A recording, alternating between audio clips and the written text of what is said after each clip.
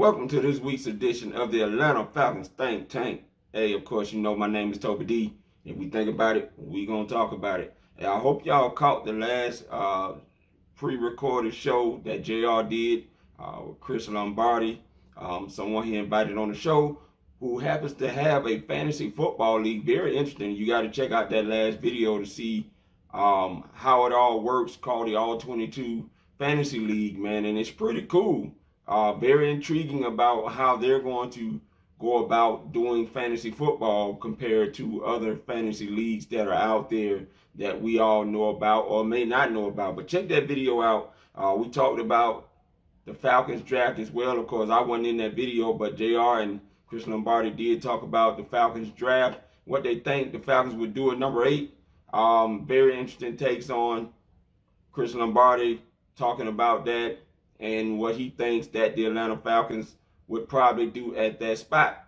He is a Packers fan, but it's always good to have another side of someone on the outside looking in, seeing where the Atlanta Falcons are currently at and what they could do to help boost their team up to get better as time goes. Hey, other than that, look, you have not subscribed to this channel, please do so, because you will get other notifications of videos just like that one and plus more that JR and myself are cooking up as we are getting close to the draft. It's almost upon us. We will be doing live streams all 3 days from April 28th through the 30th. So come hang out with us. Comment, share, like, all of those beautiful things that you've been doing. Help us reach that 5,000 subscribers mark. We're 300 subscribers away. Let's get into it. I want to talk about the Falcons winning formula. Now, every team that truly is a team has to have one. How they win games.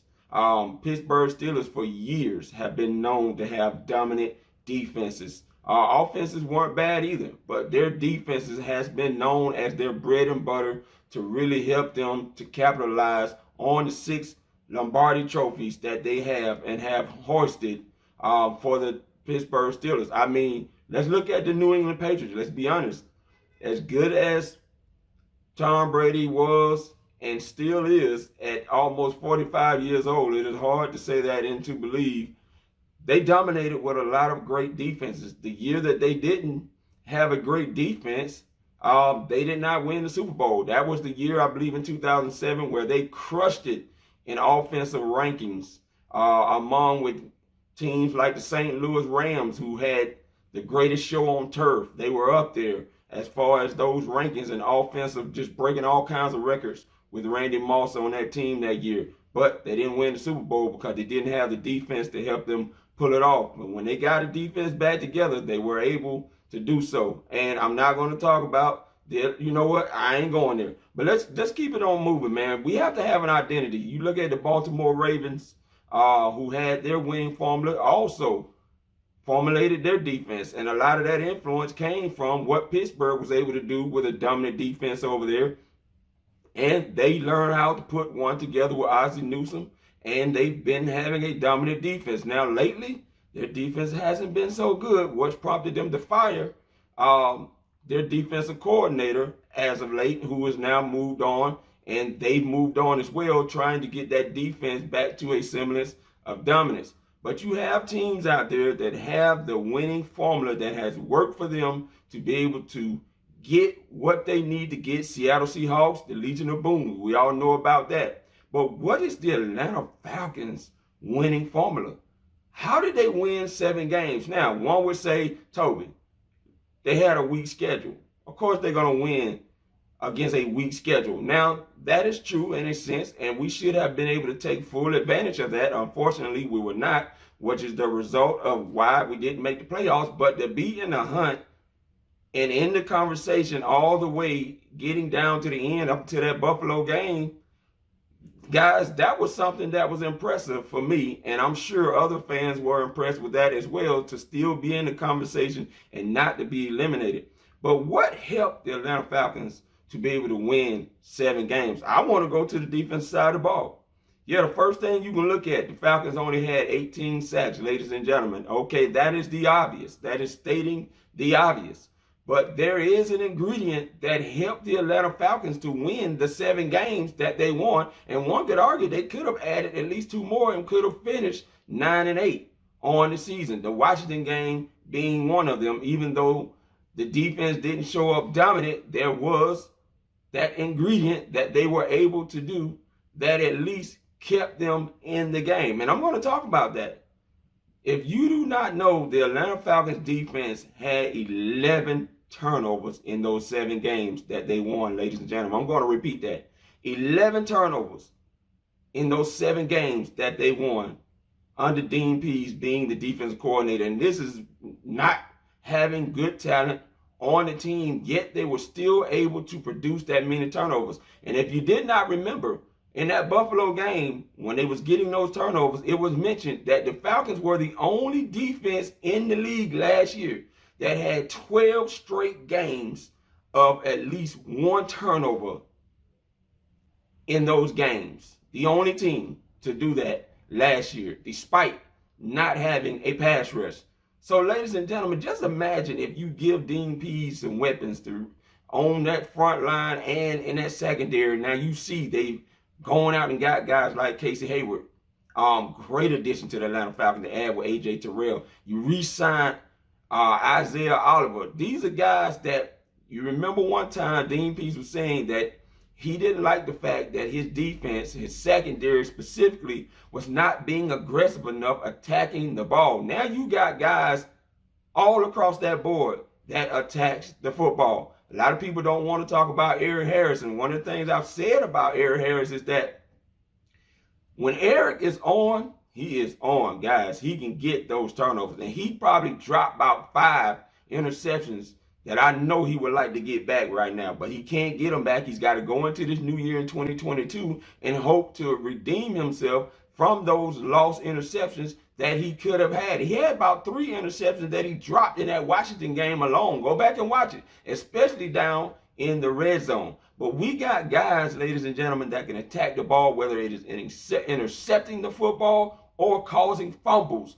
on the football. And that is what you want in a aggressive secondary, to be able to cause them turnovers, because you're going to need that, especially with a schedule like we have, to be able to continue on your winning ways to possibly win more games than you did last year. Now, that is a huge mountain to climb. And many of you have looked at the schedule. We may not know who we're playing at what time and all of that, but we do know the teams that we're playing. And ladies and gentlemen, it is a tough slate of teams that we're going to have to deal with. But if you can get a little bit more personnel, you can produce the winning formula that helped to get those 7 games and get more turnovers to allow the offense to do what they need to do. And we're going to get into talking about that. The offense, unfortunately, did not capitalize off a lot of those turnovers that the Atlanta Falcons defense was able to produce. And that was a sad note, because anytime your defense is able to give you the ball back as an offense, that is a blessing and definitely an advantage if you're able to capitalize and score off of those. I think we only managed like 31 points in those 7 games and 11 turnovers that we had. And to me, it should have been a lot more. There was a couple of times where when we got turnovers, we gave the ball right back on the drive after we produced turnover. Prime example, the Giants game, when Isaiah Oliver stripped the ball out of Ingram's hands, and we was right there at about the 20-25 yard line, and then a sack from Azeez Ojulari on Matt Ryan caused a fumble, and they ended up getting the ball back, ultimately ending the first half of that game, and we went in without being able to score points before the half like we would have liked to have done. So they didn't do that well. But I'm going to get to who was the winning formula on the offensive side of the ball. And if you guessed it, it's Arthur Smith. Ladies and gentlemen, despite what we saw last year, yeah, we won against bad teams. I know a lot of people are going to say that, Toby, we won against bad teams. But look at what we had to do. Only 3 games of those 7 games, ladies and gentlemen, we only had Calvin Ridley for. After that, we didn't have Calvin Ridley. You know what that meant?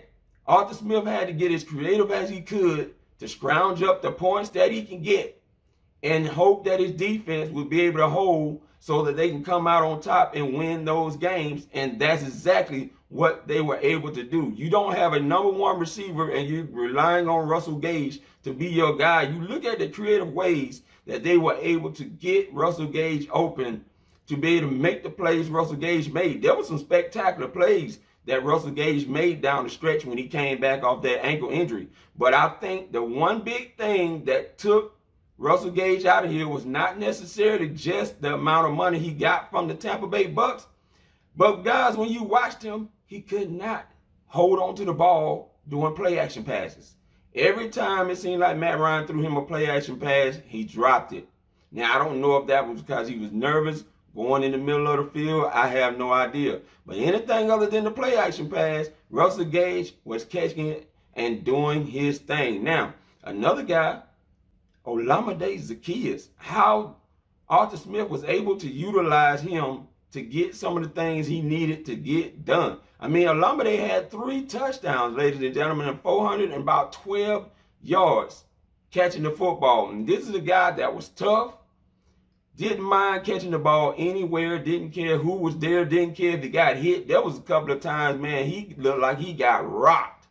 And even though sometimes he didn't catch those balls, he did get penalties called on the defense for hitting him the way that they did. And I'm telling you right now, this is a guy that I think could have a year if they continue to build the pieces around that offense to give Arthur Smith, who, give him credit, did a beautiful job being able to muster up as many points as he could and being creative as he could to get that offense to score as many points as they can get on the board. And I'm telling you right now, I feel real good about Arthur Smith if you can just give this guy a few more targets and weapons that he can work with. Man, this guy is going to be a great play caller, I'm hoping, for the Atlanta Falcons. And that definitely excites me to see if he's going to be able to get even better being a head coach and calling the offense, because that is something to get used to.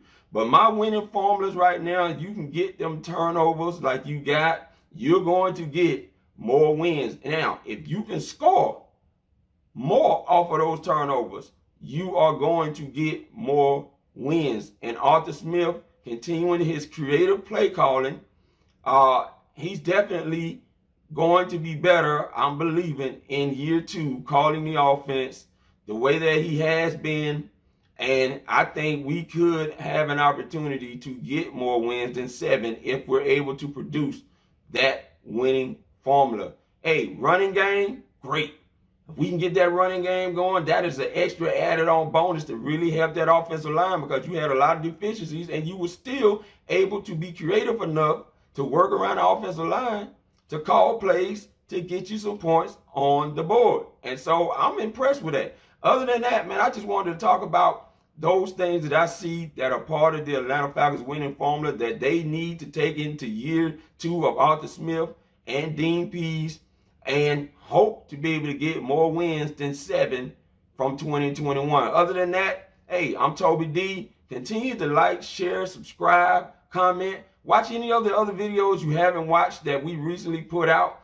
And listen, ladies and gentlemen, we tell y'all straight up where this team is and where they're going. And we're not even in the room when they're saying all of this stuff. And you might want to go back and watch them last 5 videos that we put out, because we've been pretty much spot on about this team and what they're trying to do and where they're going. And I believe JR and I will continue to be able to do that. Shout out to Damsky, who joins us from time to time as a contributor on this channel.